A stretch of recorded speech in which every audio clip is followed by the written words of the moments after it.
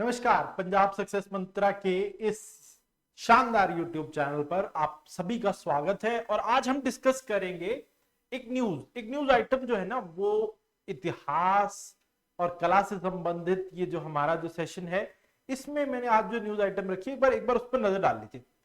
106 साल पुरानी एक ऑब्जर्वेटरी, ठीक है, 106 साल पुरानी ऑब्जर्वेटरी जिसे यूनेस्को ने वर्ल्ड हेरिटेज ऑब्जर्वेटरीज में स्थान दिया है, जो भारत के ईस्ट में मौजूद है, या फिर ये कह लीजिए कि भारत के पूर्वी जो है राज्य में मौजूद एक ऑब्जर्वेटरी है। और इसे इतना बड़ा दर्जा दिया गया जिसे राज्य सरकारों ने इग्नोर किया, जिसे केंद्र सरकार ने इग्नोर किया, उसको यूनेस्को ने इतना बड़ा ओहदा जो है वो दिया। ये देखो 106 साल पुरानी एक एस्ट्रोनॉमिकल ऑब्जर्वेटरी है। ये ध्यान रखना कि क्योंकि जो है एस्ट्रोनॉमी मतलब सितारों की गणना से जुड़ी हुई है, तो एस्ट्रोनॉमिकल ऑब्जर्वेटरी जो है लांगत सिंह कॉलेज मुजफ्फरपुर बिहार में ये स्थित है, और इसे UNESCO world heritage observatories list में शामिल किया गया है।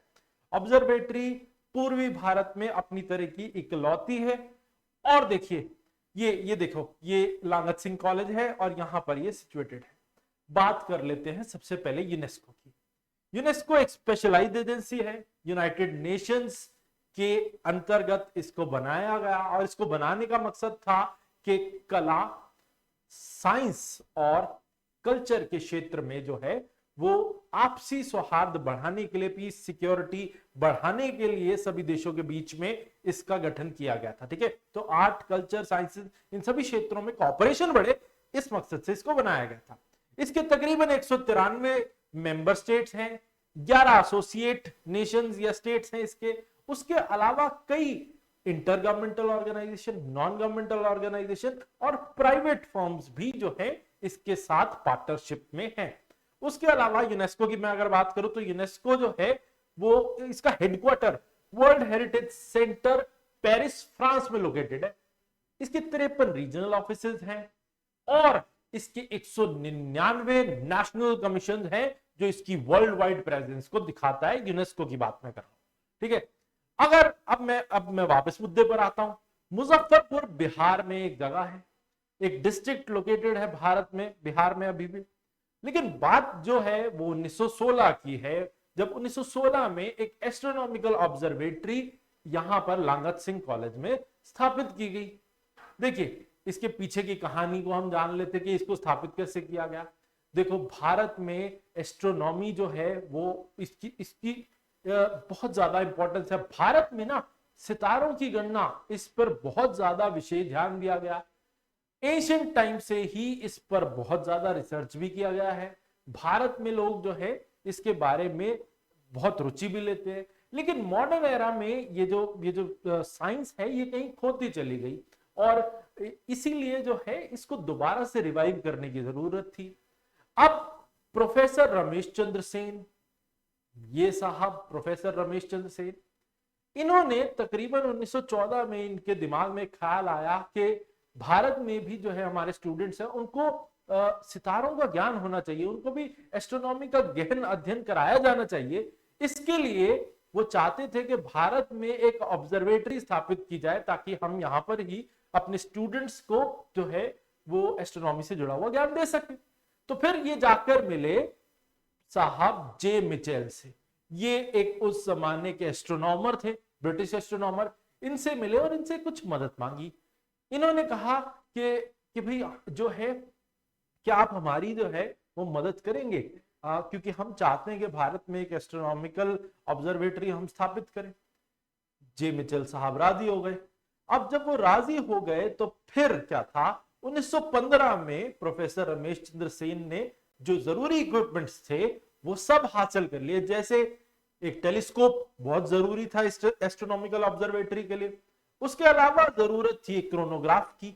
क्रोनोग्राफ जो है जिसमें एक नॉर्मल क्लॉक होती है और साथ में एक स्टॉप वॉच होती है, एक क्रोनोग्राफ की जरूरत थी। और जरूरत थी एक एस्ट्रोनॉमिकल क्लॉक की भी। तो ये सब चीजें 1915 में लंदन से मंगवाई गई, और डॉक्टर जे मिचेल की मदद से प्रोफेसर रमेश चंद्र सेन ये सभी चीजें जुटा पाए।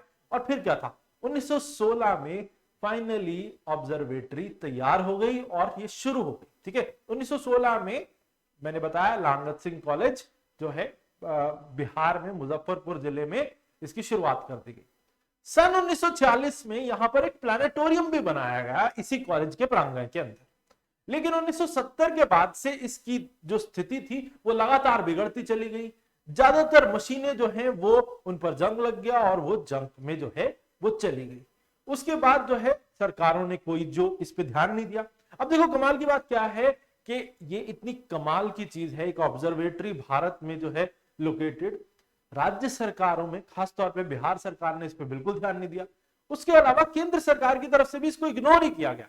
लेकिन अब ये उम्मीद जाग उठी है कि क्योंकि यूनेस्को ने इसे वर्ल्ड हेरिटेज ऑब्जर्वेटरीज में जो है वो स्थान दिया है, तो शायद इसकी इंपॉर्टेंस भारत सरकार को और बिहार की राज्य सरकार को समझ में आएगी और फिर इसके लिए जो है कदम उठाए जाएंगे और इस प्लानिटोरियम को वापस से जीवंत किया जाएगा। ठीक है, चलिए आगे चलते हैं।